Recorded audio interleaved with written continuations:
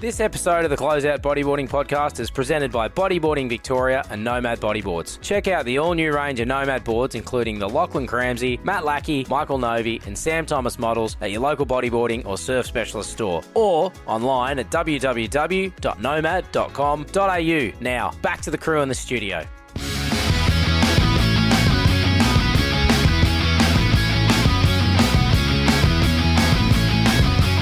Welcome back to the Closeout Bodyboarding Podcast. I'm one of your hosts, Benny Oborn, coming to you live from Urban Surf in Tullamarine on this beautiful day. The wind is coming in from the north, so it's howling offshore. Had some pretty good waves this morning. Unfortunately not in the flesh, Shane Britton, but you're over on the Mornington Peninsula. How are you, mate?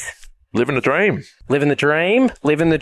Another good weekend of waves down your way from all accounts. Pumping yesterday. It was great. But this morning it's just gone flat. So I've just been for a walk and a swim. Magical. And as always, we're really lucky here on the podcast. We have great opportunities to sit down with some pretty amazing people. And this gentleman right next to me is no exception, coming all the way across from WA. Also, along with him is his beautiful wife, Senna, but owner of Good Earth Surf Shop in Bunbury in South West WA, pizza shop owner, bobcat driver, all-round good bloke, knows his way around a screwdriver, Darren Hotkeer. Welcome to the potty. Thank you, Benny. Daz, Shane. good to have you, mate. Thank you very much, gents. You've turned it on in Melbourne, that's for sure.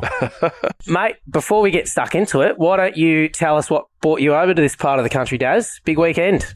Big weekend. So we don't really get away much, but we'd pre-planned a bit of a trip, bought some concert tickets, and then with birthday presents, managed to score a couple of vouchers to Urban Surf. So it was big night last night, Pearl Jam, which was sick. Into Urban Surf this morning. Not much sleep. But we're all good. We're here.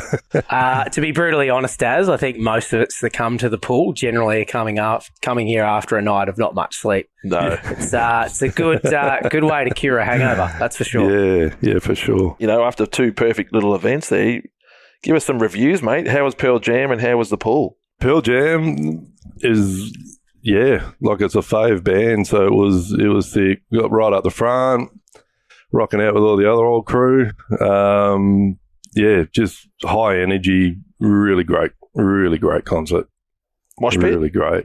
No, did not enter. Did they have one? I don't know. I don't think there was really one there, to be honest. Like, I had a bit of a look into it, but there wasn't really a lot happening. So it was probably a little more mellower these days. I have been in a Pearl Jam mosh pit before, and it definitely didn't look like there was much going on last night. My brother's a big Pearl Jam fan, and all the events when they used to come out in the 90s and 2000s used to go just for the mosh pit. Used to love it. Anyway, before we get stuck into absolutely grilling Daz, Shane, I'm not sure if you heard us have a little bit of a giggle before. As you can imagine, we're we're just seeing thoroughbreds going past us left, right and centre, and the Surf Academy is up and running on this beautiful day, and we just saw... How do you describe this in a political way? I really don't know. Just got to be bluntly honest. All right. I'm going to paint a picture for you, mate. Yeah, hit me. Have you ever seen someone with a wetsuit inside out? So, they clearly haven't spent a lot of time in the ocean. They're walking around in their Birkenstocks with a wetsuit. Topped off with some sneakers. So all you can see, mate, is the taping, all the red taping on their seams of the wedding. And she was trying to figure out how to do the thing up. The main thing you want when you go surfing is to make sure you're wearing sensible shoes. So at least that's right. Yeah, for sure. Yeah. You don't want to stub your toe, that's for sure. Daz, mate, there's a lot to unpack here, obviously, and I want to start with your personal history in growing up in WA. Obviously, your reputation exceeds itself over there, mate. You've been an instrumental part of the bodyboarding community at grassroots. Obviously, you've backed a lot of guys that have gone on to have great success on a professional level, and also you've been a big supporter and investor of a number of kind of core events that have taken place over there. But, mate, let's, rewind the clock back to those early years. Give us the rundown. Well, it depends on how early you want to go back, Benny, I suppose, because it's been a while that I've been around, mate.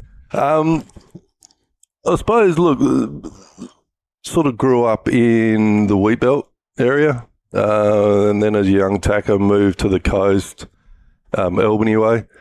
What's the wheat belt? What's classed as the wheat belt?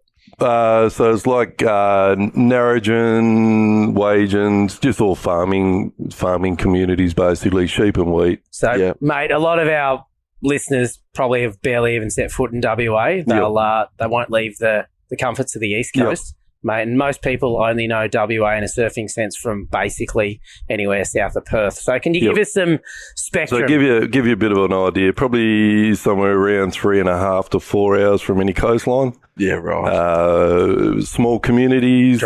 Very dry. Sheep, wheat.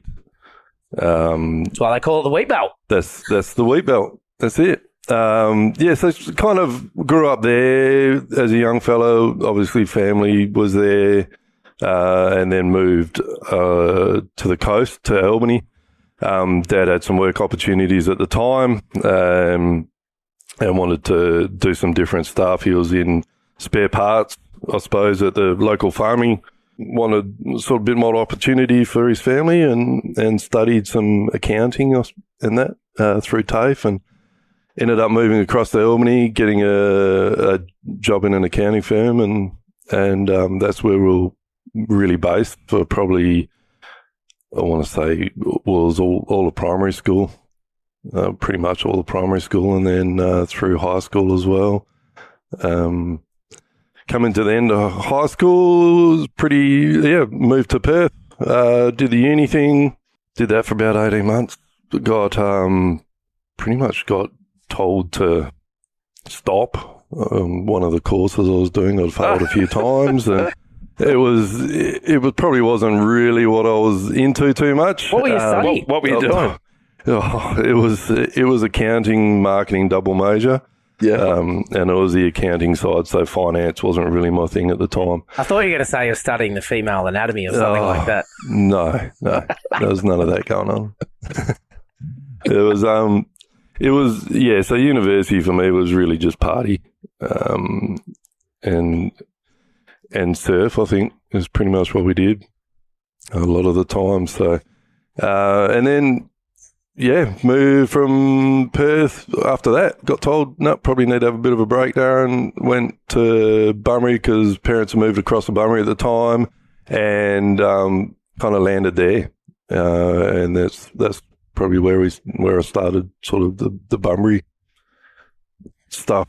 So at that point. So growing up on the wheat belt, again, you're 3.5 hours from the nearest coastline. I mean, what was your first kind of introduction to the ocean? And I mean, the ocean in WA isn't some nice little placid, blue body of water, mate. So it'd be just family holidays to the coast. Yeah, and where'd you go? For the weekend? Albany, pretty much. Yep. Yeah. We had family in Albany at the time, so it was down there. Geez, it would have been a small place then, hey, Albany? Yeah, it was. Yeah, it was. It probably hasn't grown too much since, to be honest. Not really. It is still a smaller place. How was it growing up there? Because it's known as this beautiful place, but people go there for holiday. Like, what's it like actually? Albany is very isolated. Like you're 3.5 hours, 4 hours from Perth.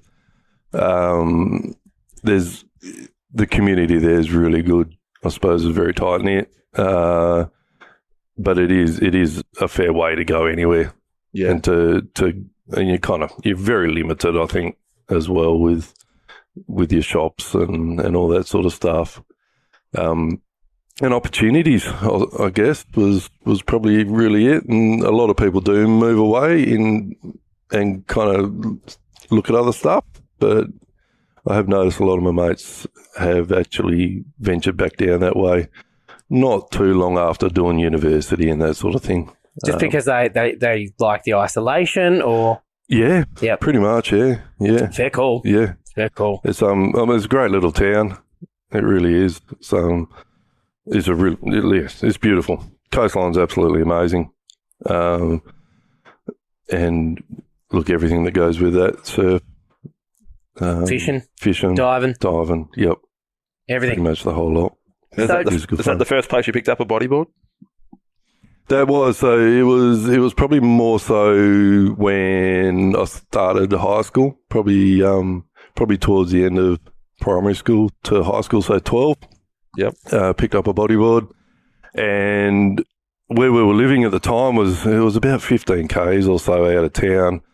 Mum and Dad weren't, I don't know, they weren't too keen to drop me off, so I was on the pushy pretty much every time with a mate. And I just remember the hideous hills. It's a solid warm-up before you get in the water, isn't it? And it was an all-day. It was an all-day event. We'd kind of rock up and you wouldn't go anywhere else. It would be just down the beach. Unfortunately, not always getting waves, but definitely having a good time. That was pretty much the first time I picked up a bodyboard. Mate, what was kind of the motivation to stick with bodyboarding? I mean, again, a lot of people have that opportunity to do both growing up, whether it's surfing or bodyboarding. Why for you bodyboarding? Not really sure, actually. I think it was just at the time it was probably ease of lugging it to the beach too. I had a mate that he was surfing at the time, and the two of us would kind of get on the pushies, and he'd have his surfboard, and just remember getting blown around a little bit more. And even though the old bodyboard backpack wasn't the best thing for the wind, but it was, I think that was a lot of it was sort of based around that. Looking at, I suppose, the cost as well, really, surfboards at the time, because I was kind of funding it myself at a young age. So it was, surfboards are a little bit more expensive. Probably repairing them too, I suppose, everything else that goes with that.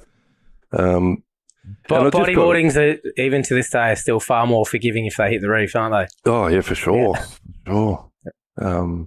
So it was, that was probably the basis, I suppose, of staying with the bodyboard. And then just really, I suppose, just being down there and just really getting into it. Good group of mates as well. Doing it at the time, and it was just fun. Yeah, really Ben and I have had a chance to talk to other people that sort of live in remote communities and how the bodyboarding crew sort of all stick together, all the surfing crew and everything. Everyone kind of knows each other. Is that sort of similar to your upbringing? Yeah, very, very similar. Like again, there was sort of a core group of guys that would go down, and it'd be a weekend thing. Every Saturday, Sunday, and you kind of all lob up and spend the day. No mobile phones, no internet, so there was no kind of pre-planning things. It was just all word of mouth, and you kind of hope for the best for swell. Where we originally kind of surfed, it was the main beach, I suppose, in Albany there, Middleton Beach, but it was always pretty protected too. So look, it was a little bit hit and miss, but it was definitely fun. And you said you were kind of self-funding your own purchasing of boards. What were you doing for a crust as a kid to pay for them? So got basically a job. I think firstly mum and dad, when we first moved there, they built a house in the suburbs, and then they bought the block behind us. So I actually got a gig weeding their block, I believe it was. So it was all done by hand with a shovel, and I think it was like $4 an hour or something like that. It's not bad. It was all right back in the day. Yep, all cash money. Yeah.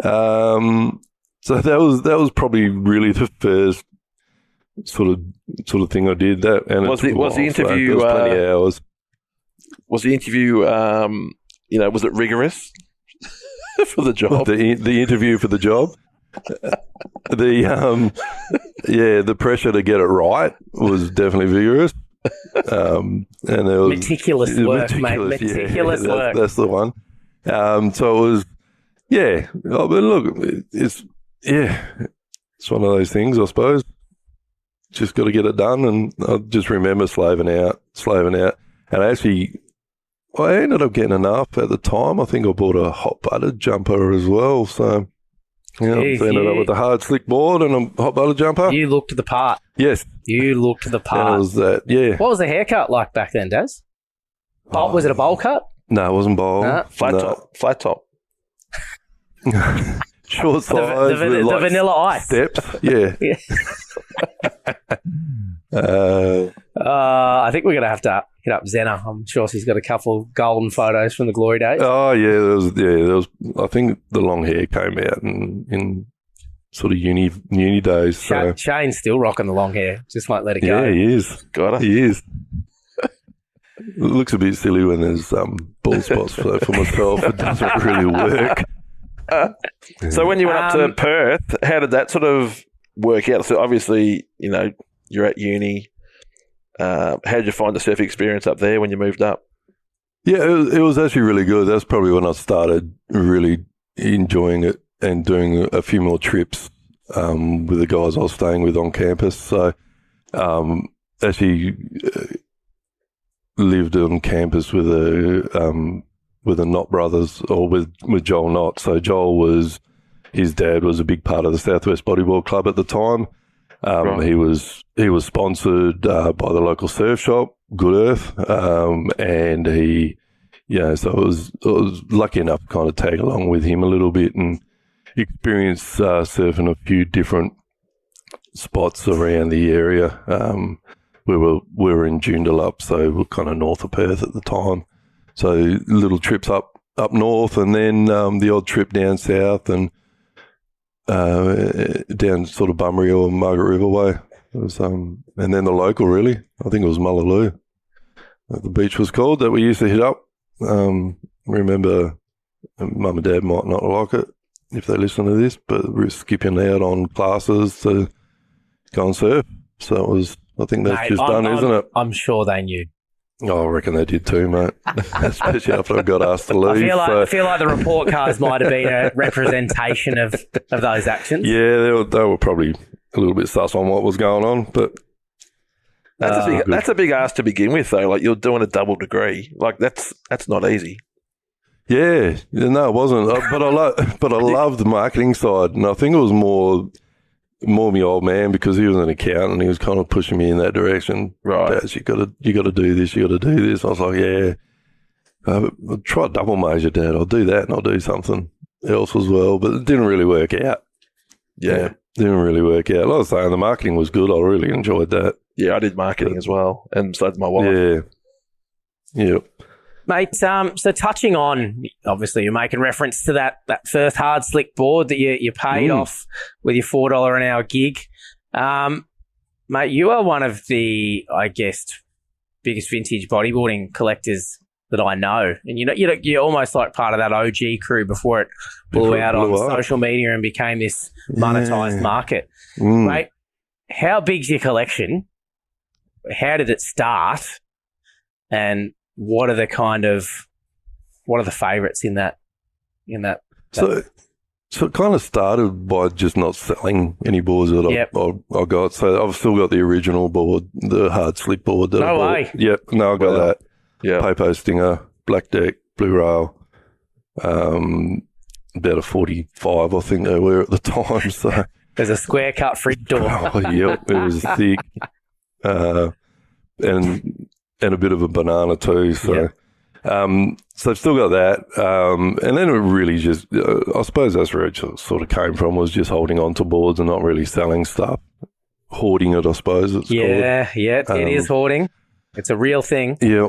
And then I suppose through the surf shop, just had the opportunity a couple of times and was looking into to the bodyboards that were out there, and a couple popped up that early days that were, still in wrappers and available. So I just kind of picked those up and put them aside, I suppose.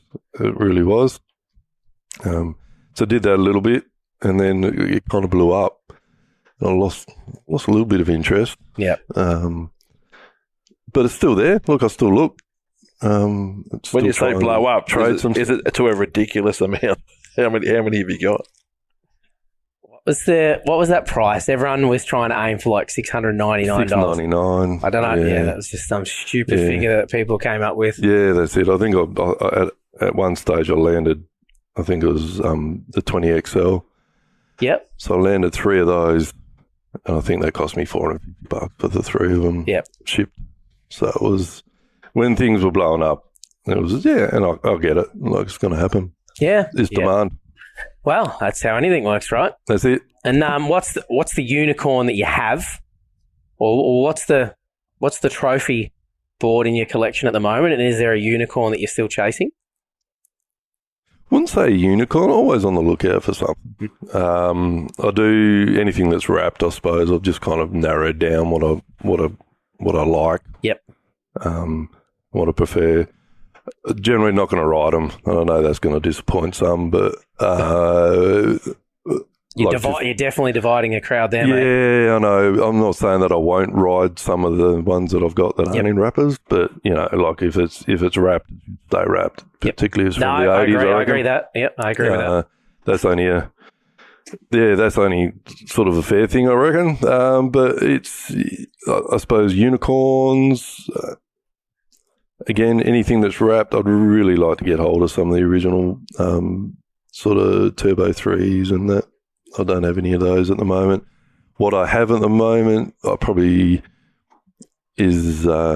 wrapped 7SS and a wrapped, was it 20RS? Yeah. So 20RS, the one with the fins? Yeah, the one with the little drop down fins. Yeah. Yep. So I've got a couple of those that are sitting there, which I lucked across. How many boards do you have? Oh, actually, look, I went out. That was a drawn-out silence, wasn't it? I don't know. It was like, I don't know what I want to say because I reckon Zena might listen to this. So there's a couple of different stashes shown. There's one in the garage and there's one in the back bed, and then there's one that kind of sits in the bedroom a little bit too. So there's look, overall, and far out, and then there's some down the shop as well. So overall, look, there'd be probably. Oh, there's not a lot. Maybe 60 all up, maybe. But there's a lot. I think the obvious question has to be asked. Yeah. Did you buy a surf shop so this habit would become a write-off? It has its perks, mate. It definitely has its perks. It's actually quite funny because we lucked into a collection of vintage surfwear as well. At the same time that I got the 20XLs through the same guy, and I think that was actually a surf shop purchase, and we put it all on the books, and it went into stock, and I think they lasted 3 days, 4 days, and we got rid of all the no way. It's all the old vintage sex wax stuff. So crazy. Yeah. Same guy actually had some Moro Boogie wallets, so got a stash of those. Just some random stuff. But yes, definitely has its perks, mate. The surf shop, mate. And let's get into that. How did purchasing Good Earth come about?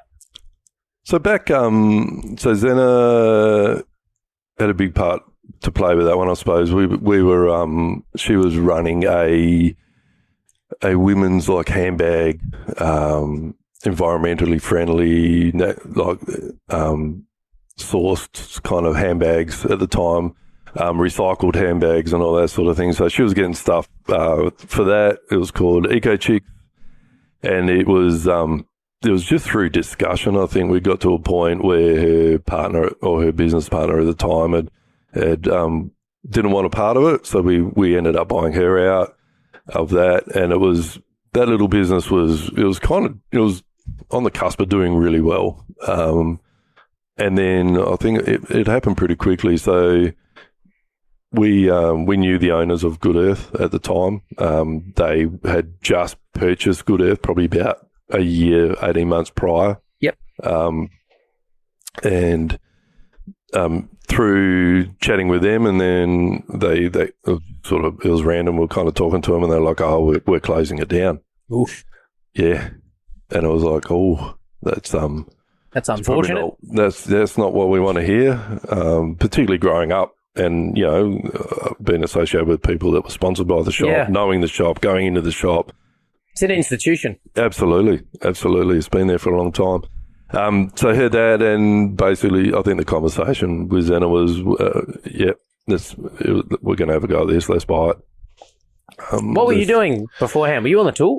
So civil construction. Yep. So I did civil construction. It was actually at the same time. So I had a contracting business, doing subdivisions, doing power and communication installations. Actually, was probably our main gig. So really was looking at the same time for something to slowly get out of that one, because it was just hard work. It's always hard on the body, those construction gigs. So it was just really trying to ease out of that, and looking for the future to have something that we could do. I suppose that, as well as the eco chicks needing something, a bit of a kick along. So we basically not really stumbled into it, but just kind of decided right there and then to have a crack. Let's give this a go. Zena's local to Bunbury. She'd grown up there. She knew the shop. So I just think that, but we just sort of made that decision really just to get into it. Walked in with a couple of paper bags full of cash and got the job done. Yeah. Did a stock count, made sure everything was there. They give us the key and off we went. And what was the vision? I mean, again, surf shop. Yeah. They've obviously got a very common purpose, but in saying that, whenever a business sells or takes over new ownership, there's always a vision. I've experienced that myself firsthand recently, assisting in the sale of a business. So so the shop was Good Earth Natural Living surf shop back in the day. So they did natural foods, and they didn't do just boardies and t-shirts. It was kind of your natural food. So they'd have like fresh peanut butter or you kind of mix stuff. Bulk sort of buy stuff there as well. So it was really to kind of try and reinvigorate what was going on, and we could, bodyboarding at the time, I knew heaps of crew that were doing it. It was still popular. It's a popular shop as far as I was concerned. We just didn't really know what was going on with the shop, and then taking it over, it was really just trying to streamline all the business practices really to get it cracking. So how was that though, an introduction to retail up front? So I've done a lot of retail sort of growing up. So the retail, the selling side wasn't too bad. It was really I suppose the purchasing. I think Shane was kind of really threw us a lot. And initially we really trying to work out how to get it right, to be honest. Like it was hard. How much do you need to buy? Yeah. When you need to buy it. If you don't have enough, you can't sell it. If you've got too much, you're stuck with it. So there's a bit of a balance there with retail. Selling the product is all good, but you need to get the customer in the door too. Yeah. You ain't going to sell nothing. Particularly at the time, I suppose. How's your first introduction with Shano and Marky? Really good. Give you the hard sell, told you had to buy like two containers like 2 weeks out from Chrissy, and said, "Is this or nothing?" Cash up front. No, it was actually really good. Yeah. We've enjoyed sort of working with Shane and Mark over the years. That's for sure. Yeah, we still have history with the previous owners too. Shane. I know. No, I should have been up there today. You should have. That's all good. It's all good. So did you work with I wouldn't even know if you knew the previous owners. Did you know before us, Shane? Yeah, we were stocking the store prior to that, so at least we had a little bit of an idea of what worked. So then, when you guys took over, at least I could give it a pretty good guide. And that was probably really important. That's probably important to mention was the interaction with you guys and the other suppliers. Initially was really, really positive, and it was we kind of rode on the back of what you guys suggested a lot of the time initially until we got our head around what was going on. But the store did well under you guys. You guys have done really well with it, and then you sort of grew it to a point that you started a second shop. Tell us a bit about that, launching another shop in another town. Yeah, so we grew. We were I suppose when we took over, it wasn't doing so well, so we had to start from scratch, and we were able to grow that over the years, and try and work ways to get the customer through the door. Ultimately, managed to sort of get it up to a point where we outgrew the shop that we were in, and moved to more recently, I suppose, probably a few years ago now. Moved it across the road to a bigger location. So, Darren, you end up doing pretty well with the store in Bunbury, but you end up opening a second location. Yeah, so that was down in Margs. So, got down there. I'm trying to think when it was.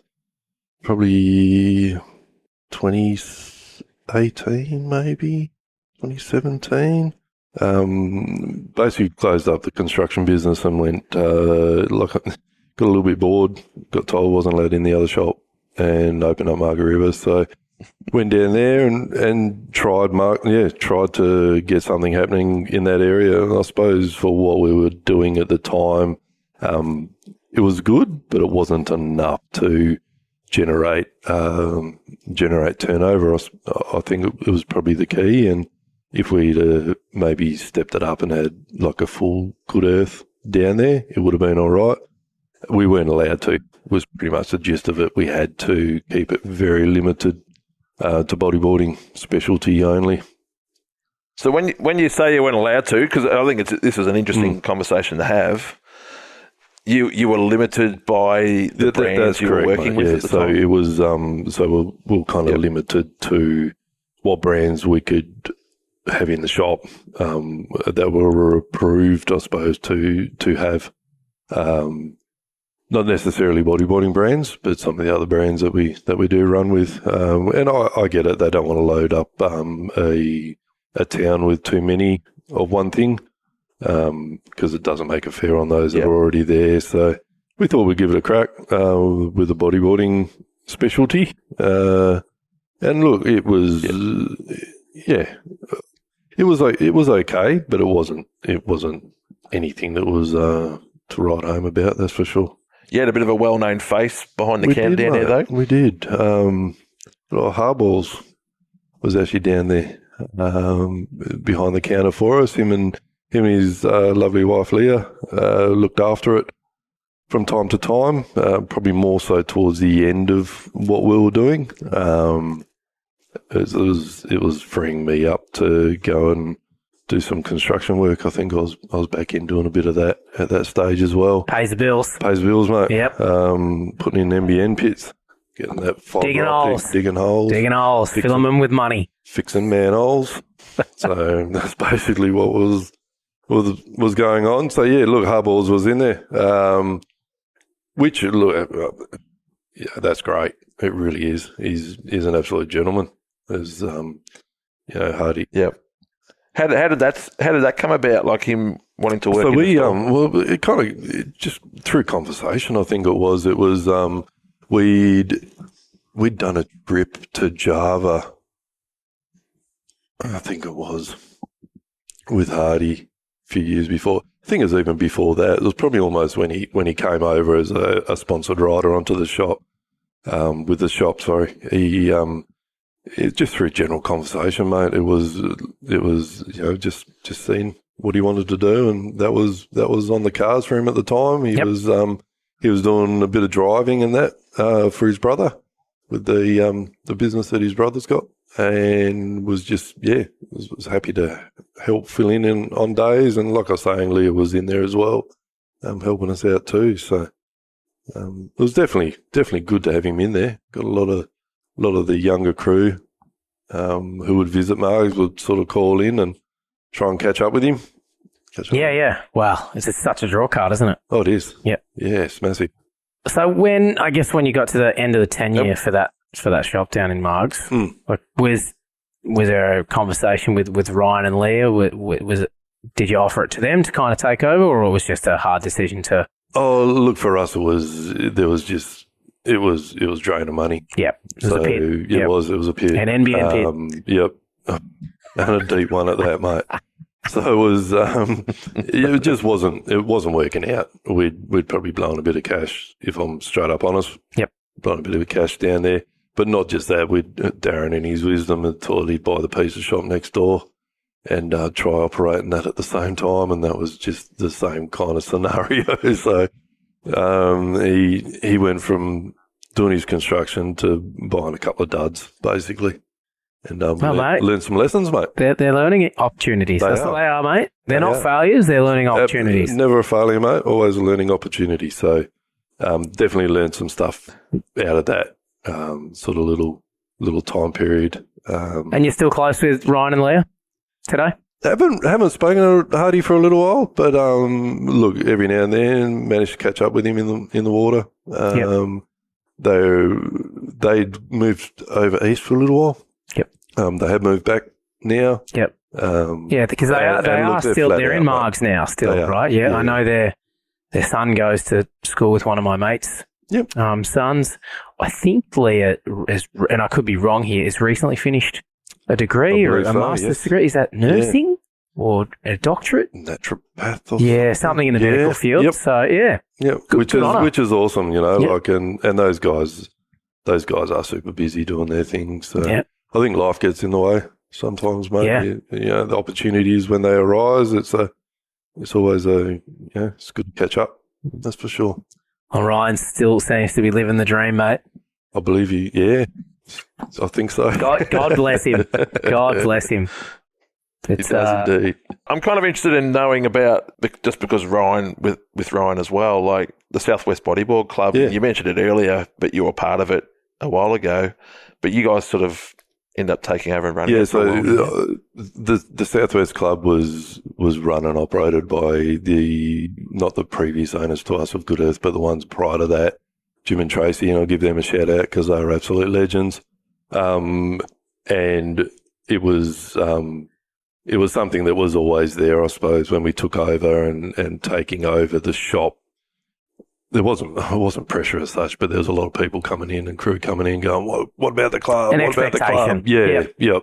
So we kicked that back off in 2014, and it was that was actually really good. It was pumping. The club was huge when we first kicked it off. Yep. I think we had like 90 members. Hard to run that in a day, isn't it? Oh, super hard to run that in a day. Particularly when you're dealing with Bunbury waves, I suppose, which not a little bit of wind on it, mate. Yep, not consistent. No replicharge then? No, just knockout, mate. So it was, so there was I suppose a little bit of pressure from the community to get that one cranking, and we did for a while with much help from a really good bunch of people, and a shout out to all those that originally helped us at the South West Bodyboard Club. It wasn't just me and Zeno. There was a good group, which is what it needs. Those sorts of clubs can't run just individually. And it's, like I say, 90 members back, or 84 something members back in the day, all day for heats, full day in the sun. It was always good fun. Hope you had a good sunscreen sponsor over there in the West, mate. Those sunsets, they'll get you. No, there was definitely a good supply of sunscreen, that's for sure. Mate, Shano also kind of just touched about on it, well, and as did you, but mate, you've got your finger in so many pies. Pizza pies, per se. That was good. That was a good segue. There you go. Mate, tell us a little bit about Joe's Pizza, which obviously is named after Zena's father, Joe. Yes. Who unfortunately recently passed away. Yes. Pretty instrumental man within the community. Very instrumental in the local community for sure. Yeah. Give us the rundown. Give us the story. Yeah. So I suppose, look, when myself and Zena hooked up and obviously married, everything else. It was. When did that start? When did that romance first kick off, by the way? We love a bit of spice on the potty. See, I'm not real good with, this is putting me under pressure, man. I'm not real good with dates. I almost needed to have Zena sitting next to me to kind of pinch you. Yeah. Give me some help with those. But to kick you under the table. Look, it was probably early 2000s. Yep. Like 2001. As long as you get the decade right. 2001. You're set. Yeah. About then. It would have been 99 maybe. Yeah, 99, 2000, I think it would have been. 2001 was a significant year, remember, mate? The World Trade Center went down. So that's correct. And I was sitting in a lounge room when that happened. And it was Zena's lounge room. So, yes, we were together at that point, mate. Thanks for that little... Yeah, there we go. Thanks for that. So, just need a little bit of help with the old memory. So that's worked out well. So it was... I think here we go. We got married in 2003. And then, or 2002, far out. And then I suppose, look, being part of the family, that was such a big part of what they did was the pizza shop. Her dad was always involved in them. He had multiples going on. So there was actually always two Joe's Pizzas in the local vicinity, I suppose, or local area. Had the monopoly. Yep. And then sort of, I can't remember the date again, but we're pushing probably a few years later. Myself and Zena took it over with her sister. And we're just kind of silent partners with that. So that's probably while we had while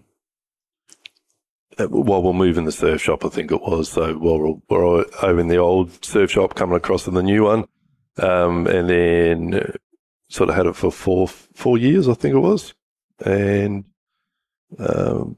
sold it back to the sister-in-law at that time, and then recently again took it over, just myself and Zena. Yep. Which has been good. It has been good. So, but been busy. So you're in there 6 days a week? I am in there 6 days a week. Not at the moment, obviously in Melbourne, so can't complain. But is someone running it, or do you shut it down for the week? No, we shut it down. Yeah, yep. How's the town going to survive? Oh, the other shop's open, mate. That's all good. There's two, so they're all good. The sister-in-laws, they'll be under the pump all weekend, but that's all right. They'll work it out. I think my daughter actually went and helped them. Lovely. The other day. Shout out to Luca. Good job, Luca. So it's... I'm kind of interested when you rock up for the first date with Zena and you knock on the door and it's Big Joe answers the door and he's an Australian weightlifter, an Olympic Australian weightlifter. How does that go, mate? The when he puts welcome was his hand very warming, mate, because he's got 5 daughters, right? So... I lobbed up, and it was super warming, like just super friendly people. They really are great family people. So I was kind of introduced into that world, which was wonderful. He's not the tallest person, so he might be an Olympic weightlifter, but he's not like he's got a good low centre point of gravity, mate. That's it. Yeah. Yep.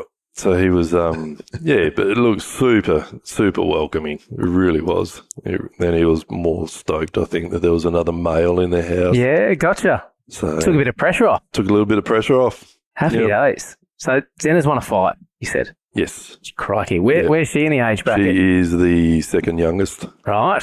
Gotcha. So there's 3 older. They put me through the ringer. I bet they did. Oh, yeah. Don't worry about that. There's a bit going on down at Joe's house. Yeah, actually, I don't know who I'd be more afraid of, Joe or the older sisters. Well, the first, there's a story. First time I met them, I was house sitting with Zena, and they've literally just rocked up. I didn't know they were coming, and all 4 of them have rocked up all at the same time. This was a classic stitch up, wasn't it? It was a classic stitch up, and then it was me, and I was just quietly sitting down, minding my business, and it came out a few years later that they really didn't like Darren because Darren wouldn't speak to him or anything. You just try Had to to be explain polite. to him that Darren was actually quite scared. Yeah. It's just Probably Darren was petrified, intimidated. cowering in the corner. It would have been like being questioned by the Gestapo. Yeah, and it's just, love him to bits, but it is full on. Bit of It's good cop, definitely- good it's cop, full bad on, cop. mate. Yeah. Good stuff. Good stuff. I'm actually kind of interested as well to know how you guys both first met, because obviously Good Earth has been a sponsor of the ABA tour over the years with the Mandurah Wedge. Yeah, basically. Pro Tour and everything as well, I think, so- Daz and I obviously just were introduced to each other through ABA connections. Obviously when we were, doing some really good things, and it made sense for us to go over west. And look, just, I guess the friendship. How good was that event? Oh, it was amazing. Wow. Yep.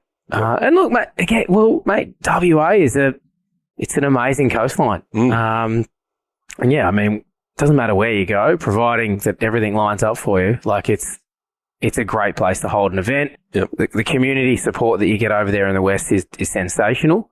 I guess the unfortunate thing is it's just a logistical nightmare for anyone to get over there. Obviously when we, did our books at the end of each season, you count the dollars you'd spend on getting everyone and everything over to the West, you'd be like, oh, gee whiz. Yeah. But, in saying that, mate, it was worth it.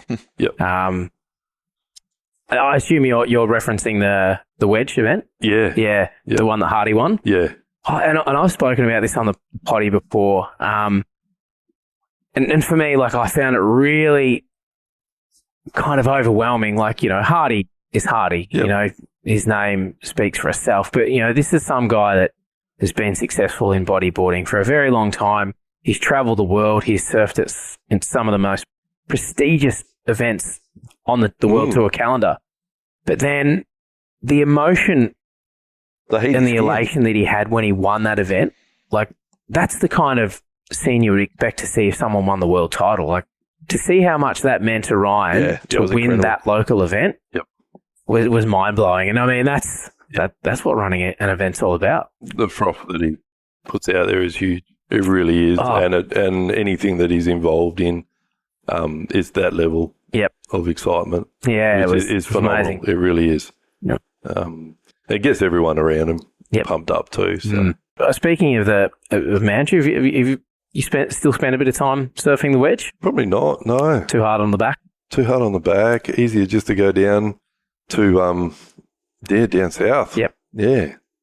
It's usually the older boys. Yep. Got a little retirement group that hang out at a local left-hander. Sponsored by Host Super. The boys are listening in will know what one I'm talking about. Yeah.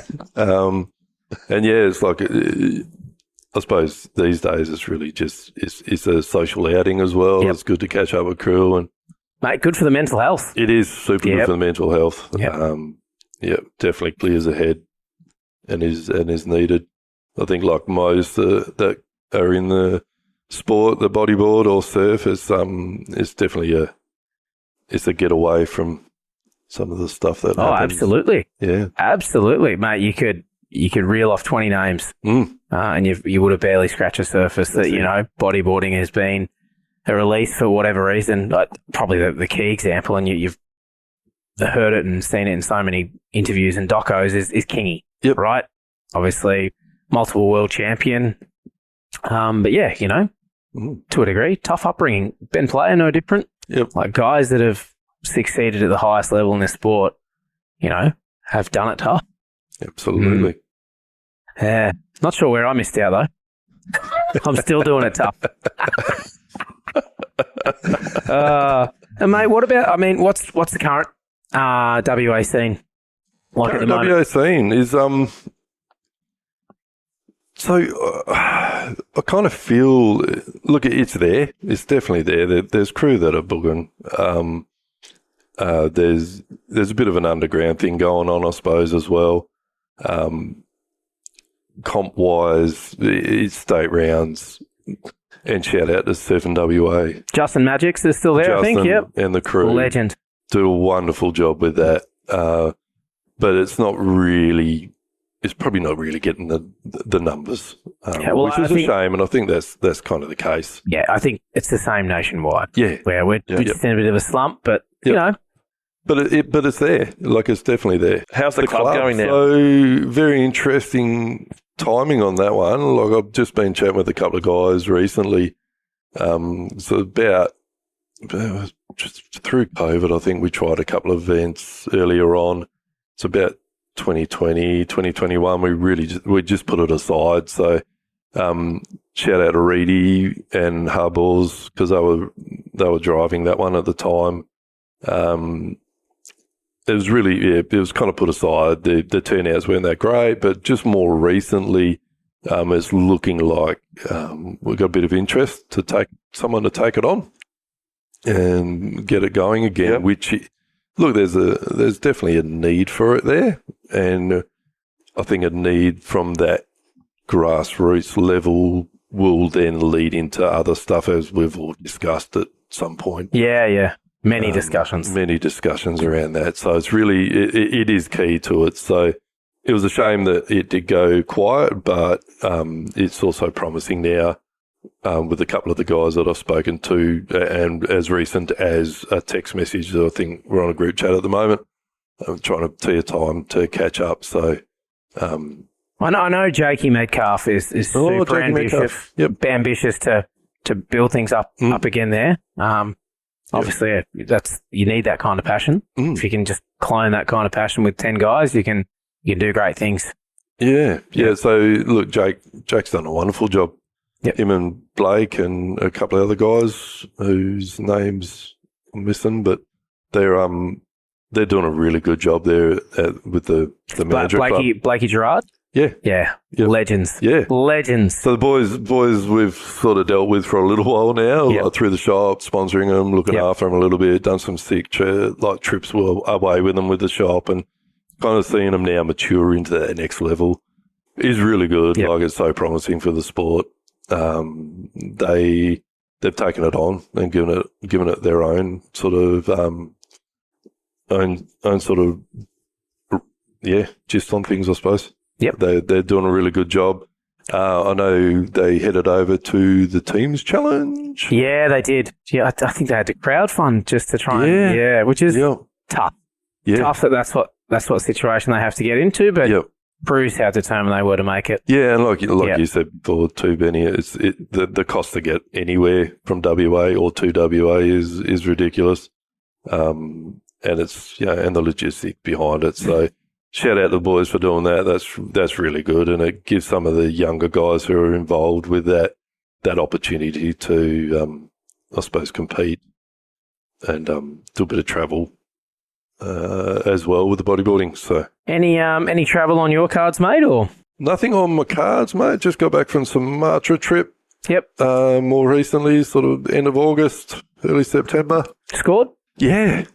It was kind of hard not to over there. It was it's a crazy place. Where'd you stay? Secret, Sumatra. Yeah, gotcha. Yeah. Yep. So the peak out the front was just... Dino's living there full time now, is he? Is that correct? He wasn't there when we were there. Right. It was his couple of weeks off, but so didn't get the chance to meet Dean. Yep. But the crew that were there were doing a really good job. It was... It's not bad that you need a couple of weeks off from Secret Sumatra, is it? Yeah. It's oh mate, it was I think I hadn't surfed that much for ages. Like, it was 6 to 8 hours in the water each day for the first 3 or 4 days. Bit of cramping. And then it just kind of hit a wall, mate. I got some bug or virus, and it stitched me up for 3 days. Yeah. Yep. Dreams and hallucinations. Got to stop licking the toilet bowl, Daz. Yeah, I know. Stop licking the toilet bowl. It's not good for you. Nah. No. So it was, so look. Who'd you go over with? So just some crew. Was this part of the super host plus retirement? Yeah, so it's sort of the retirement team? crew, really. Yeah. Yep. So digging into your pension to pay for that one? Yeah. You're allowed to do that on surf trips? Yeah, of course, yeah. So it was, so look, good crew, really good crew. We surf with them regularly. There was a couple of others that we hadn't surfed with, a couple of guys from UK, and And yeah, look, it was great. It really was. It was plenty of time in the water, good food, sunshine, boardies.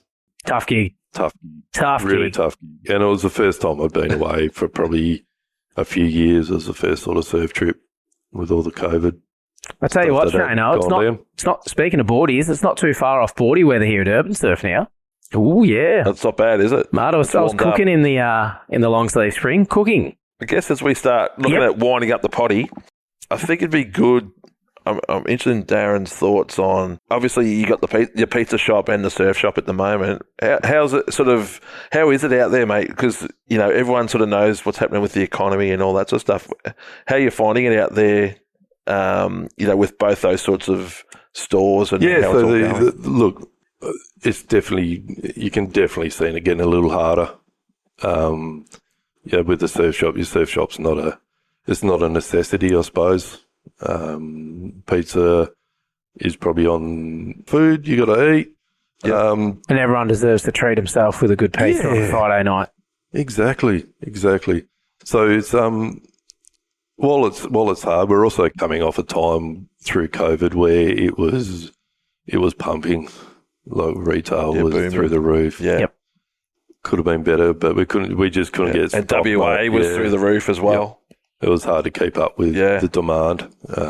So I suppose it runs both ways, where if it slows down, demand, if the demand slows down, there's going to be a catch up on supply as well. Of course. And it's not just with us, with the surf shop, it's kind of the whole of WA, really. Housing at the moment is ridiculous. Yeah. But housing prices comparable to rest of Australia is still at the low end, correct? Yeah. Very Crazy. low end, yeah. But for us in WA, we're looking at it going, it's going up. It's like doubled. Yeah. So, but it is super affordable. It really is. I feel myself, personal thoughts are that it runs a lot on mining. Of course it does, yeah.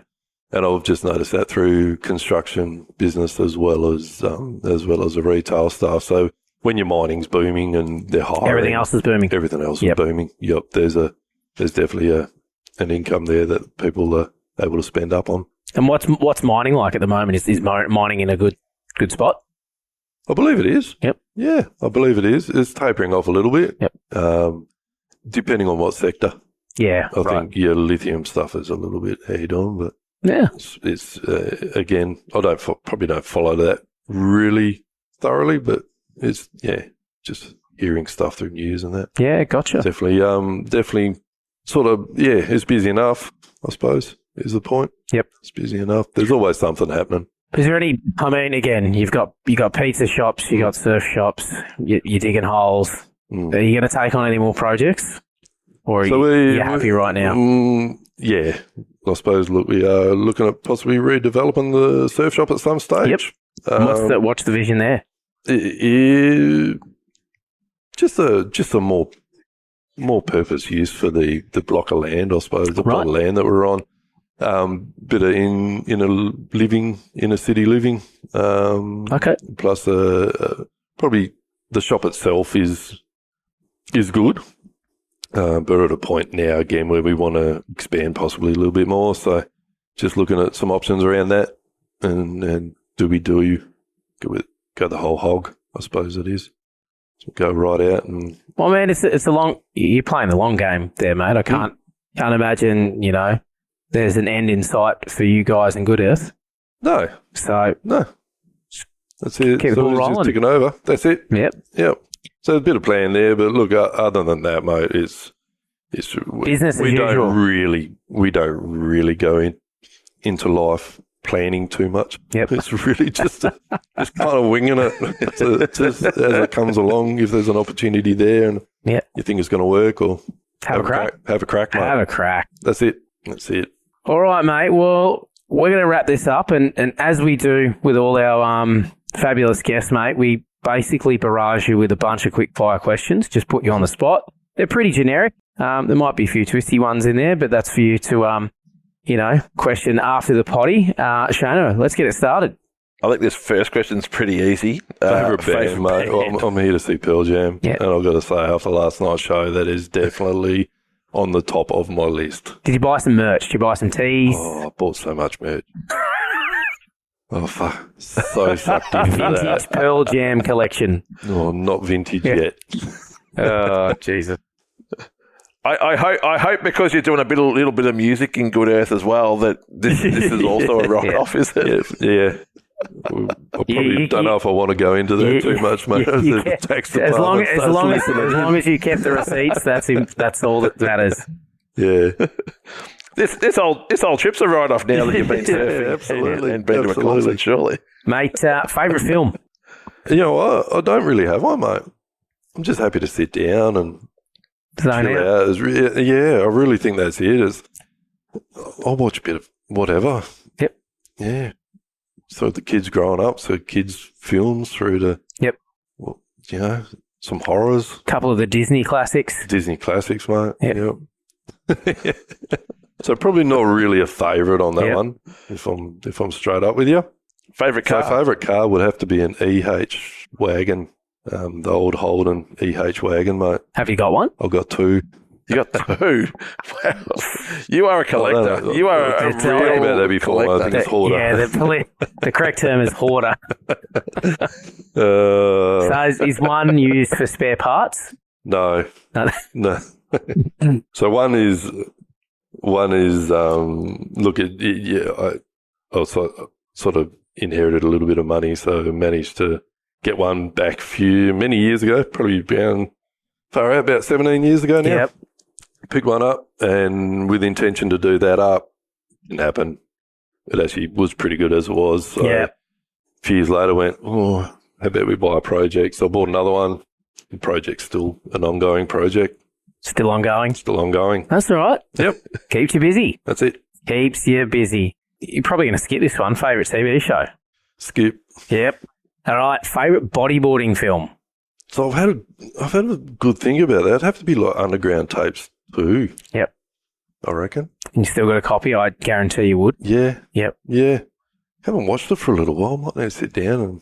Might have to clean the heads on the VCR, mate. Yeah. What's two? Is that I Reef think it Madness? was. So the was it the orange? It was the orange cover. Yeah. Yeah, I've still got it. Yeah. Yeah, I've still got it.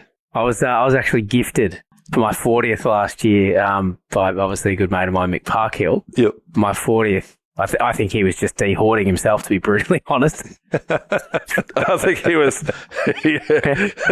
decluttering her, I'm sure of Just it. dumped off an entire box of just bodyboarding VHS. Oh, I know how Mick feels with that. Yeah. So I reckon the shop's got a stash out Yeah. the back, mate. Yeah. Yep. Yeah. So, mate, I was more than happy to accept that as a gift. It was a great gift. Yeah. Yeah. Favourite bodyboarding film I think it's section? in that is like the Waimea Bay Shorey. Yeah. Who's Yeah, the surfing it? Shorey. Yeah. Tim Jones, isn't it? Wingnut. I don't know if it was Tim Jones, Yeah, it wasn't a really, really young but I just Andre remember. Both, or was it? I Might have don't been know. a bit It was- before him. Bit before him. Yeah, Nah. I just remember. It's just Before a thing, Andre. Yeah. It's just Yeah. that whole closeout. It's Throwing insane. caution to the wind. Oh, no cares in the world. No. No cares. Crazy. Have you ever been mistaken for someone famous? No. Or is there something that Xena calls you in the bedroom? You know, like who she... Wow. That took it to the next level. Should get Zena over here for that. She zoned out. She zoned out. Yeah.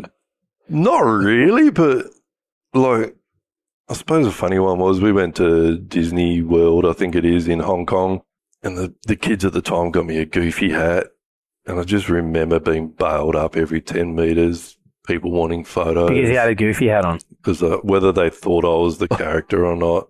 Oh, like a full mask hat. Like Yeah. Oh, right. Gotcha. So whether they thought I was the character or not, but look, not really mistaken for anyone famous. I suppose Goofy might be a little bit famous, but First board. Is that the... so it wasn't the Popo HB? Stinger. It was this green, mushy thing, and I still remember it. Had no slick. It was just it was cheap. Yep. But tell you what, Bit of it cool got me ways. hooked. Yep. Yep. Caught ways. Got me hooked. The first board always gets everyone hooked, mate. Mm. Favourite wave? Yeah. Are you allowed to answer this question? Will your retirement social group get mad? Well, it's not really a secret. I think it's No wave secret, mate. no, No wave secret. no. If you bodyboard, you probably heard about it. So, look, I've got a. If we're in the hometown, I love our local wedge in Bunbury. When it's on, it's on. Those that surf it would know what I mean. And then just down south, it's like Yelling Up Way. Three supers or Yep, you got three bears in Yelling Up as well. Yep. Gallows, supers, and then I will mention Sucky's Left. Yep. Retirement Village. That's the place to be. Yep, gotcha. Yep. How about like someone takes the thermos with the Yeah. It's actually not that remote, is it? We're lucky enough that on the way down there's coffee shops and stuff. Yeah, like beautiful. Yep. Beautiful. Yep. Favourite surf trip? Yeah, so look, more recently, I said Secret Sumatra. That would have been probably up there, except we got a little bit crook on that one. But did a sick trip in Java to Watu. Yep. Years ago now. I think that we put a clip out and that through the shop. Was it Marshall went on that trip, didn't he? Yeah. Yeah. I remember that one. So we had a bunch of great guys. Kyle Ward. What's Kyle doing now? Kyle. Is he still surfing? Yeah, probably not as much. Yeah. But he is. He still charges. He took over his folks' business, didn't he? Yeah. Yep. So he's a busy The man. work thing. Gets in the way. That's it. And Lockie Brokey, he was on that trip as well. Blake Gerard was on that trip. So any of those that are Hardy. Yep. So, and Kim Feasty. Feasty. Shout out to him. Yeah, big shout out to Feasty. I have promised that he's going to be a guest on the potty. Yeah. I haven't forgotten about you, mate. It's coming. Yep. We've got a lot of time for Feasty. We actually might grab that clip and put it up on socials to promote the potty. Yeah, so that was probably the favourite. That was the favourite trip. We did a lot to Indo. In general, that was kind of Bali. Did Bali bodyboarding with Hardy a few times with the crew from the shop that we used to sponsor. So, but overall, that was probably the best trip. And look, again, probably shout out to Feasty on that because he really kind of told me that that's the place we got to go. Yep. Yeah, and we did, and it worked out really well. Who shot that trip? Was it Feasty? Feasty, yeah. He's a bit of a creative genius, isn't he? Yeah. Favourite move, Daz? Just a barrel, mate. Just getting pitted. Yep. Who doesn't like getting pitted? Yeah.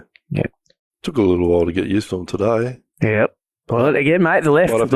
The left's tricky. The right, the right seems a little bit more forgiving. Yeah, it just kind of just seems a bit more in and out. Like I feel like the left wraps a little bit more. Yeah, it draws a bit more water. Yeah, it was drawing water, that's for sure. Yep. So I did an advance first, so the half cutties and then half just to do a warm barrels to warm up, and then straight into the expert, which I'd recommend as well. Boom! It was actually Get really on it, everyone. Yeah, I mean, what was the ratio with bodyboarders on your side this morning? There were three of us, so three to five. Yeah, right. See, there was more bodyboarders on the right than stand-ups, which is always welcoming. Yeah. How good's that? Always welcoming. Howling offshore this morning. It's not anymore. Not anymore. Yeah. Not anymore. No, the wind changed direction and strength. But funnily enough, Shano, there was on my side on the right, there was actually another guy from WA that had come over for Pearl Jam. So I was like, oh, that's crazy. This is the thing to do. Yep, thing to do. Long way to travel to see Pearl Jam. Are you going to any other gigs? No, like the Sydney gig? I landed tickets for all the gigs, but that was just out of sheer desperation to go and see them. Yep. And then just pick Melbourne as the spot. Managed to move on the other tickets. For a profit, I hope? I don't think you're allowed to, mate. Allowed. I think there was a slight profit on the Goldie tickets. Yeah. Handler's fee. Handler fees, that's it. But I think I'll give them to Zena's cousin. Yep. The ones for Sydney. So he'll nice. be along to that. Yeah, Golden Circle. Who's on the next big gig list for you? You're going to try and get tickets, mate. You're going to see Metallica next year? Yeah. I'm going to Sydney. Metallica, yeah. Just trying to get tickets for it was really hard. Yeah. So we're on the lookout for that. Oasis. Yeah. Yeah. Anything. If those guys don't kill each other first before they even get here. Yeah. I think they're already having some issues. Could be a good stage show, mate. Yeah, absolutely. Just a Yeah. couple of brothers getting the biff on. Yeah, just going at it. Last question. Yeah, favourite board. Favourite board, Favourite probably board. what I'm on at the moment. Science Pro Limited. Yep. 43. A little bit longer than what I was riding a few years ago. Not as much, I suppose, volume as a couple of the other ones. So, yeah, definitely the Science Pro Limited. I was expecting you to say one of those vintage boards. I'm sure he gets them out from time to time. Oh, yeah, every now and then. Yeah. All right, mate. Well, on behalf of myself, Shano, and the rest of the Closeout crew, mate, thank you so much for taking time out of your busy schedule over here in Melbourne to sit down and have a chat. Not a problem. Thank you. Yeah, mate. We're all big fans of what you do over there in the Wild West. So keep up the good work. And yeah, hopefully, I think Shano and I need to pull our fingers out of our asses and do a West Coast trip soon. We seem to keep going, doing East Coast trips. 100%. Got to Come change, west. yeah, Come change west. things up, Shano. That's it. Yeah. Yep. You two be allowed Time into to do the it. retirement village, I reckon. Yeah. Might give you a spot. Yeah, we'll give you a Would be spot. welcomed in. Yep. All right. Big thanks for your support of us too over the years, Darren, and both you and Zena. Yeah, and also us as well. during the ABA period, mate. Not a problem. Can't do it without support from the locals. Not a drama at all. It's been really good working with you guys. It really has, and hopefully the future Yeah, mate. we can do something. There's plans in the work. We just got to bring everything together. Mm-hmm. It's a mystery puzzle. But big shout out to Zena as well, mate. She's Shout out to Zena. she's still not looking at us. Zena. No. Nah, we tried. But yeah, thanks as always to everyone that tunes in to listen and all the guys that make this podcast happen. Sammy Watson, Michael Jennings, Chris Watson, rest in peace. Rob Porteous, and yeah, Mark Britton. Oh, mate, there's too many names to mention. All right, tune in next time. Thanks, guys. Thank you. You.